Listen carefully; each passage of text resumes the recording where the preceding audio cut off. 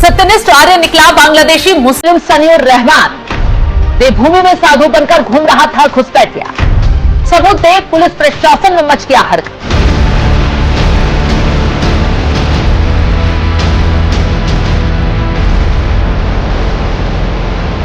यीशु मसीह के नाम में जय मसीह की। मेरे प्रिय भाई बहन, अगर आप इस चैनल में नए तो चैनल को सब्सक्राइब जरूर कर लें, घंटी को भी ऑन कर लें ताकि वीडियो का नोटिफिकेशन हर समय आपको मिलता रहे।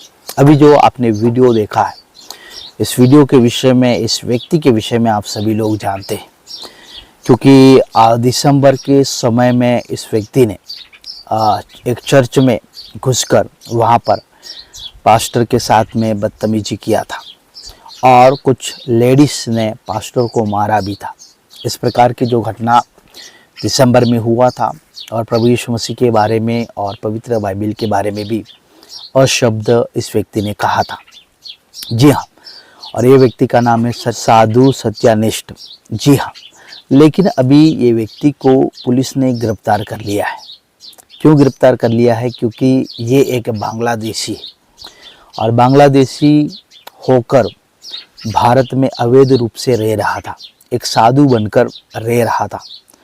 जब उत्तराखंड की पुलिस को शक हुआ तो इस व्यक्ति को पूछताछ के लिए लिया गया और उसके बाद उसने पूरी सच्चाई बता दिया। वो अवैध तरीके से भारत में रह रहा था और वो एक मुस्लिम था, लेकिन वो साधु बनकर अलग अलग धर्मों को टारगेट कर रहा था और विशेष करके वो क्रिश्चियनिटी को टारगेट कर रहा था। जी हाँ, और जब ये वीडियो सोशल मीडिया पर वायरल हुआ, जी हाँ, जब वो चर्च में जाकर पास्टर के साथ में सवाल जवाब करता है और बाइबल के विषय में बोलता है, प्रभु यीशु मसीह के विषय में बोलता है, तो ये वीडियो काफ़ी वायरल हुआ और ये वीडियो यूट्यूब, फेसबुक और यहाँ तक कि न्यूज़ में भी चलाया गया। उसके बाद में लगभग के बाद ये जो व्यक्ति है वो छुप छुप कर रहने लगा, क्योंकि उसका जो वीडियो था पूरा सोशल मीडिया पर वायरल हो गया। जी हाँ, जिसके कारण से व्यक्ति पहाड़ों पर और जंगलों में छुप छुप कर रह रहा था, लेकिन पुलिस ने ये व्यक्ति को गिरफ्तार कर लिया है। जी हाँ, पुलिस ने बताया कि एक बहरूपिया है और एक बांग्लादेशी है, एक मुस्लिम है, जो भारत में आकर साधु का रूप धारण करके दूसरे धर्मों को टारगेट कर रहा था, दूसरे धर्मों के विषय में बुराइयां कर रहा था। अभी पुलिस ने उसको गिरफ्तार कर लिया है और उसको वापस बांग्लादेश भेज दिया जाएगा। चर्च में ये व्यक्ति आया, कुछ लोगों के साथ में आया, तो वहाँ पर इस प्रकार से हंगामा किया, जिसके बाद में कई उसके खिलाफ में कंप्लेन किया गया, कई एफआईआर दर्ज की गई। लेकिन 4 महीने के बाद ये जो व्यक्ति है अवैध रूप से रह रहा था और पुलिस ने गिरफ्तार कर लिया है। साथियों, उसका 6 अध्याय 7-8 वचन में पढ़ते हैं, वहाँ पर लिखा है, धोखा न खाओ, परमेश्वर ठट्ठों में नहीं उड़ाया जाता, क्योंकि मनुष्य जो कुछ बोता है वही काटेगा। जो अपने शरीर के लिए बोता है वह शरीर के द्वारा विनाश की कटनी काटेगा, और जो आत्मा के लिए बोता है वह आत्मा के द्वारा अनंत जीवन की कटनी काटेगा।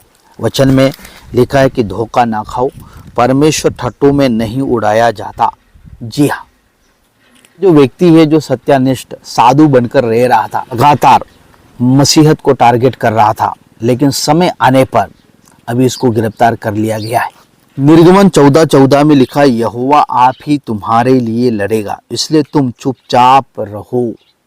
जब ये घटना हुआ तब कई लोगों ने या कई मसीही लोगों ने उसके खिलाफ कंप्लेन किया, आवाज़ को भी उठाया। लेकिन मेरे प्रियो, यहाँ पर हम देख सकते हैं वचन में क्या, यहोवा ही तुम्हारे लिए लड़ेगा, इसलिए तुम चुपचाप रहो। कई बातें ऐसा होता है या कई हमारे जीवन में ऐसी मुश्किलें हो जाता है जिसका हम सामना नहीं कर सकते, लेकिन परमेश्वर हमारे लिए लड़ता है, इसलिए उस समय चुपचाप रहना है, परमेश्वर के ऊपर भरोसा रखना है।